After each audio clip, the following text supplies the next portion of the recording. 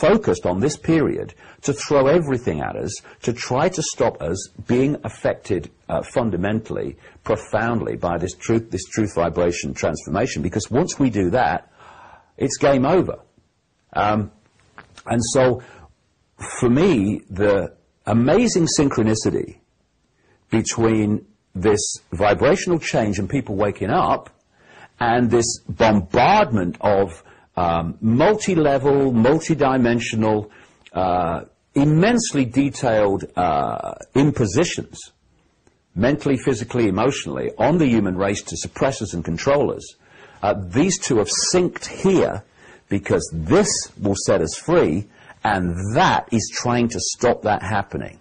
No chance. But what that will do is make the transformation more bumpy and more challenging than it would otherwise be without this seeking to stop it. Can't stop it. This thinks it's the irresistible force, the immovable object. It ain't.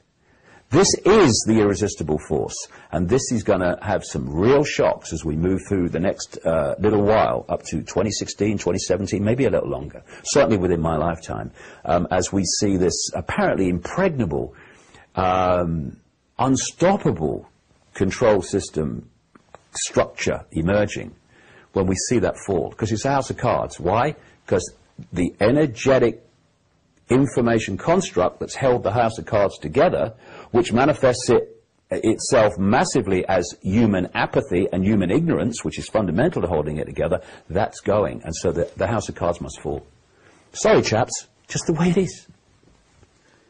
So what was the new information that you presented at the Brixton Academy the other day? Well, there was quite a lot. I was working on that presentation for, well, months really, because it was really a new period in my life, and I'm going around the world with it this year, Europe and America and stuff. Maybe I could just explain how I've put this information, whatever people make of it, together over the years. It's been very simple, and it's been a constantly recurring theme. It's just repeated itself as I've moved through levels of understanding. And when as we talked about in the last time we chatted, Bill, I talked about what happened to me when I went to the psychic in 1990. When I felt for about a year that there was this presence around me, and when I was in a room alone, I wasn't alone, and it got more and more, and eventually, long story short, I went to see a psychic for the first time in my life, and she started, after the 2 visits, on the 3rd visit, she started to get this stuff, this figure in her head, and she said, I'm being told to tell you things, that I was going to go out on a world stage, and I was going to reveal great secrets, and you know me, I'm presenting the snooker and the sport at the BBC at the time. I was the national spokesman for the Green Party and all that stuff. But I'm going to go on a world stage and reveal great secrets. I mean, you know, what? But something inside me, beyond the conscious level, was going, you are, go with it.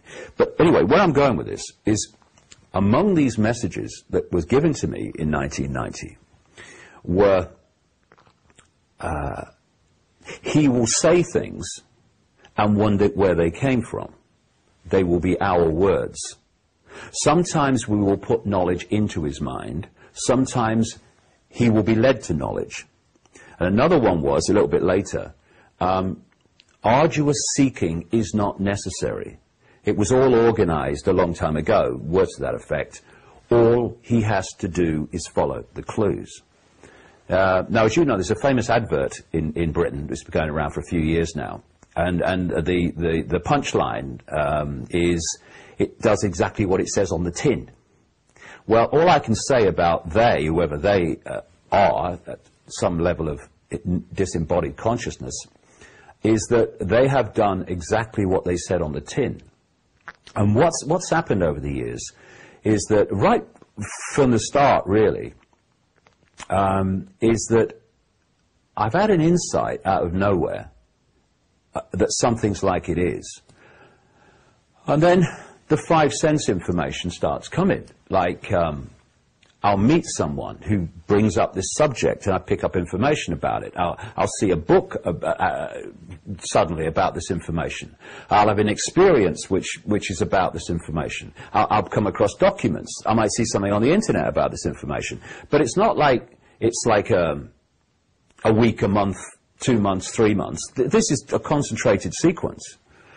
And I've learned over the years that to follow this and to recognize it, which is not difficult because it gets more powerful and the sequence gets smaller.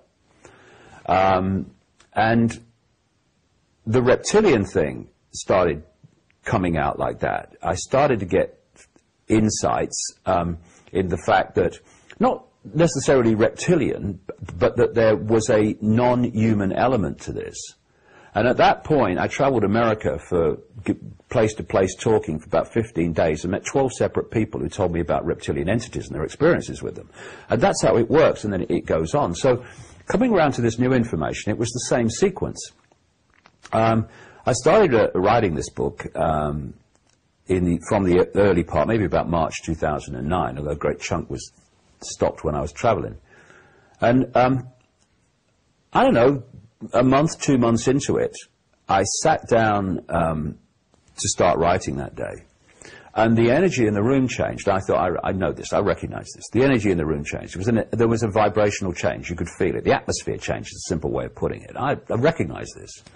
And what I then got as this was happening is the basic first theme was the moon is not real. Of course, there's more to know about that as came, but the moon is not real. The moon is not what you think it is. And I'm thinking, the moon's not what you think it is. Now, I've had one or two inklings about that over the years, little thought, the moon, but then it's gone. It's never gone anywhere. And so I thought, the moon's not real. So I put a few keywords into NetFind, not expecting to find a bloody thing. And within a minute, 2 minutes, I don't know, even less, I suppose, with the speed of Google and stuff, up came a book called Who Built the Moon by two researchers who've written other books. Who Built the Moon? I mean, what a wonderful title for what I've just got here. The moon's not real. And I read it. I was sent for it, and I read it immediately. And I'm not saying every last thing in the book or every last thing in any book is 100%. I mean, crikey, we're trying to uncover great mysteries, and not least mysteries that don't want to be uncovered, or at least people that don't want us to uncover them. So, I'm not saying every last word in every book is 100%. Of course it's not. It's not the way things are. But I was really, really impressed with the way they'd shown the anomalies, this very strange, unexplainable anomalies about first of all, how the moon was created. When I started reading about the scientific explanations, and that's another thing, so many scientific theories, by repetition, become, this is how it was, scientific fact. And then you go, hold on a second, scientific fact, let's go back here. Hey, it's a theory. And I came across the big whack theory about how the moon was created. And it's that a Mars-type planet hit the Earth, a great chunk came off the Earth and became the moon.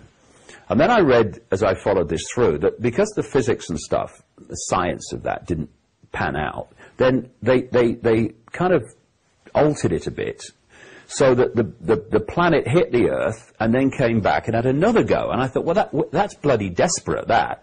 Yeah, I'll give you one. Do you want another one? Yeah, okay, here you go. Yeah, there's the moon now. See what you caused? And the fact that the moon is far bigger than it really should be as a satellite of the Earth, that its positioning and its geometry, geometric and mathematical relationship between the Earth and the Sun particularly is very, very impressive. And and the fact that there is evidence that the moon is hollow, to a large extent hollow. I think it's in compartments. And then I came across, which many people might have come across in the past, this is all very concertinaed.